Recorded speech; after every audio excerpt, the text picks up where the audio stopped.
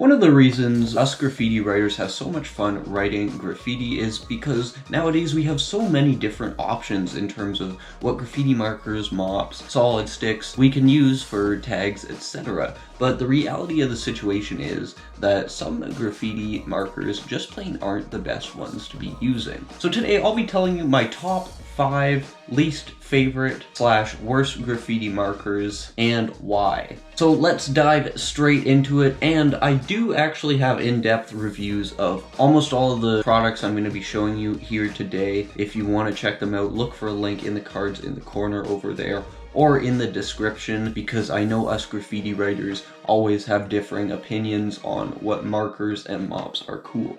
So coming in at number 5 here on the list is a relatively new solid paint stick to the graffiti market, and it's actually the Flame Solid Wax Marker, so I guess not a paint stick. And this little guy is on the list mostly because it's just plain bad value for money. One of these little guys will actually cost you about 3 times as much as a standard Mark All B paint stick, and you can see the size difference between them. You know which one you're gonna get more out of. This little guy only has enough wax in it to do about 10 little tiny tags with it, even when it's full. This is half empty. And with color selection of only this blue, a red, and a black, because of the sort of transparent nature of the wax and ink, you're restricted to only writing on sort of lighter surfaces with it as well. So to me, the Flame Solid Wax Marker is just sort of a subpar solid stick that is diluting a very strong graffiti market when it comes to solid paint sticks. And that is why it is on the list, coming in at number 5. And with that being said, and I probably really should have said this before,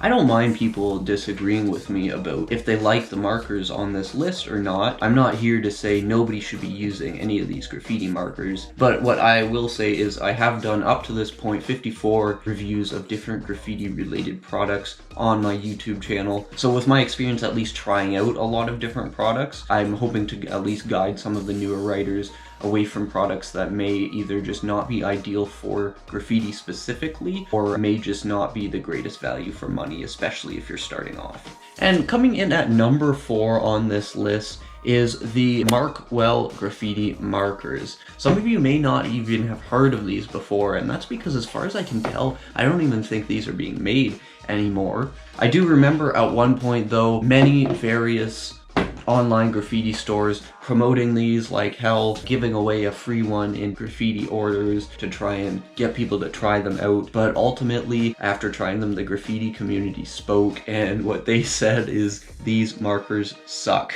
You can see here really small, it says permanent weatherproof paint, and I remember seeing videos of people writing tags with these and then just like wetting a towel after it dried and scrubbing the surface clean. So I have just never seen a graffiti product or any marker just so blatantly lie about their formula. It clearly is not made as a permanent product in any capacity whatsoever, and I think that's ultimately what Markwell's downfall was. They sort of made a fake product, told the graffiti community about it, and if we know one thing, it's that the graffiti community wants permanence. Number 3 on this list of bad graffiti markers, mops, and paint sticks is actually one that I've never used before, just because it is such a bad price, and that is the Crank K60. You guys should have known it was going to be a crank one when I said bad price. This thing is 60 milliliters and costs you between $12 and $17. There's nothing explicitly wrong with it, and I think it's pretty undisputed that Crank as a company has really brought permanence to a level that other graffiti companies have not been able to at all. So of course, it's a great product in that regard, but my gosh, you can get 2 full high quality grog mops for the same price as one Crank K60. You could also get something like, say, a 210 milliliter OTR paint refill and an OTR mop for the same price as one of these Crank things. So the reason this is on the list is just because it's not an affordable thing for graffiti writers, especially if you're writing enough to need to refill your graffiti mops, which frankly all graffiti artists really should be doing, I think.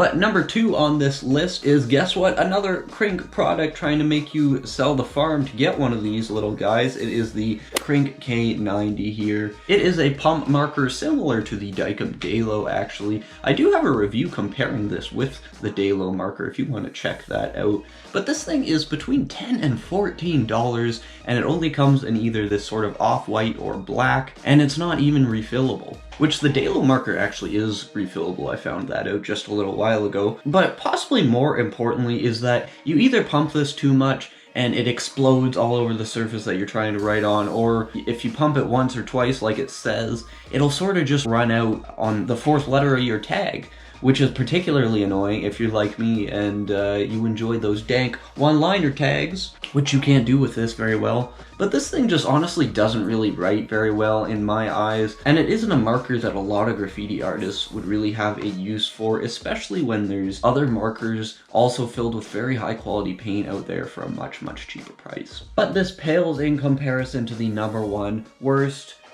graffiti marker on this list, and when I say this, I bet a lot of you guys will be like, yeah, I could have seen this one coming as number 1. And it, of course, is the Krink K80 solid stick marker.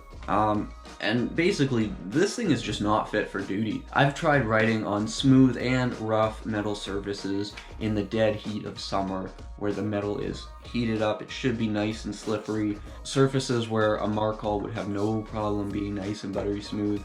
And this thing just does not want to write smoothly at all. It's honestly like trying to write with a jagged rock. It's terrible. And I say that having used tons of different solid stick markers, probably between 5 and 10 different ones, and by far this one is just plain the worst. And I have absolutely no doubt that this thing is permanent beyond belief, much more so than any other solid stick possibly, but what is the point if you have to hold it like you're trying to kill someone with it while you're writing on a wall? And I think it's even more of a sin for Krink to try and dilute and dirty the graffiti solid stick market with this piece of crap, because there's so many other high quality, great solid paint sticks out there.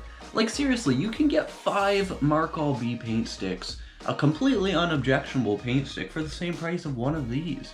Also, Sakura markers exist, they're great quality. Art Primo solid sticks exist, also great quality. This thing is just plain worse in price and quality than all the other paint sticks I've ever tried, to be perfectly honest. And I actually do have a comparison of most of the graffiti solid sticks on the graffiti market. If you want to take a look at that video over there, it might be worth checking out. And again, in case you can't count, those were the 5 on the list. Let me know if you guys want me to do, say, like a bit of a more positive video about, say, like my 5 best Graffiti Mops markers and paint sticks. I'd be happy to do that. A few of my loyal subscribers had said they enjoyed this sort of format, being in my sort of studio area here. And of course, I like trying to give back to the loyal subscribers and thank you guys a little bit and give you guys a bit of what you want, hence this video. But you can check out some of the many graffiti reviews I've done on screen right now, or check out one of the other 289 graffiti related videos I have available that I've made public on my YouTube channel for your enjoyment. So I will hopefully see you in one of those. Peace.